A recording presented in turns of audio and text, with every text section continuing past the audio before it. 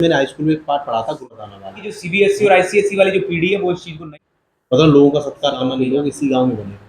अच्छा इस गांव के तो लोग लोग इसी गांव में, तो लोग पूरे विश्व में बदतमीज किस्म के लोग बदतमीजी तो फैलाएंगे। एक पाठ पढ़ा था गुरु नानक और मर्दाना वाला, शायद आपने पढ़ा होगा। बिल्कुल पढ़ा है तो सर। गुरु नानक और मर्दाना वाला पढ़ा था। तो ये आज की जो सीबीएसई और आईसीएसई वाली जो पीढ़ी है वो इस चीज को नहीं नहीं समझती समझती है, लेकिन अपने यूपी हाँ। बोर्ड में वो एक चैप्टर था, मैंने पढ़ाया था, बड़ा आनंद आता था उस चैप्टर में।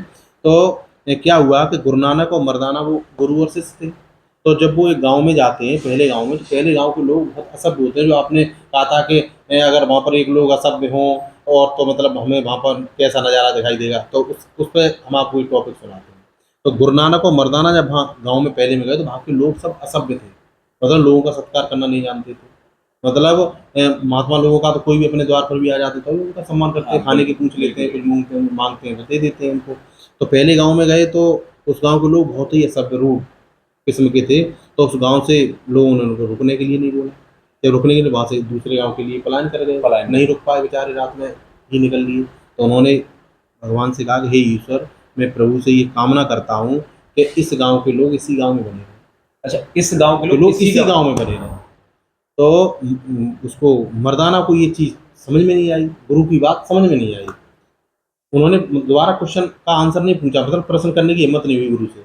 अगले गांव में पहुंचे तो उस गांव के लोग बहुत ही सभ्य, सुशील, सम्मान करने वाले। तो जब गांव में पहुंचे तो उनका सम्मान किया लोगों ने, अपने घर पे बिठाया, चाय की, पानी की, जो भी था उनका जितना सम्मान हो सकता था उनके, वो उन्होंने किया। उनको जब सुबह जाने के लिए हुई तो उन गाँव को रोका रहे कि नहीं, आप बहुत, गुरुजी बहुत अच्छे हैं, आप यहीं रुको, हम तो कह रहे हैं 2-4 दिन रुकिए, मतलब उनको बहुत सम्मान मिला। तो जगह कि हम रुक तो नहीं सकते, 4 दिन, फिर कभी मौका लगेगा तो फिर आते हैं। जब वहाँ से उस दूसरे वाले गाँव को छोड़ के जब निकले, तब उन्होंने एक फिर दिमाग से क्वेश्चन किया कि हे प्रभु, हम ईश्वर से कामना करते हैं कि इस गाँव के लोग पूरे विश्व में फैल जाएँ।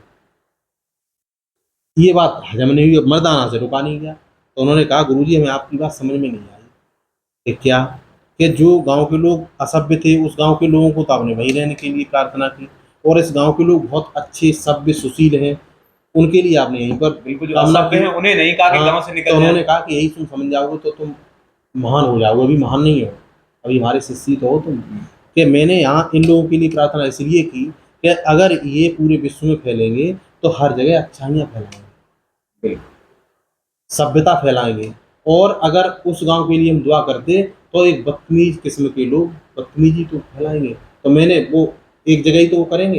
हाँ, अगर यहाँ पानी रहेंगे गंदा तो करेंगे तो एक जगह ही तो करेंगे। अगर वो 4 जगह जाएंगे तो 4 अच्छे लोगों को गलत करने का प्रयास करेंगे, न कि अच्छा। तो वो वाली बात मेरे दिमाग में अचानक टच कर गई, तो मैंने आपसे बिल्कुल सर, बिल्कुल।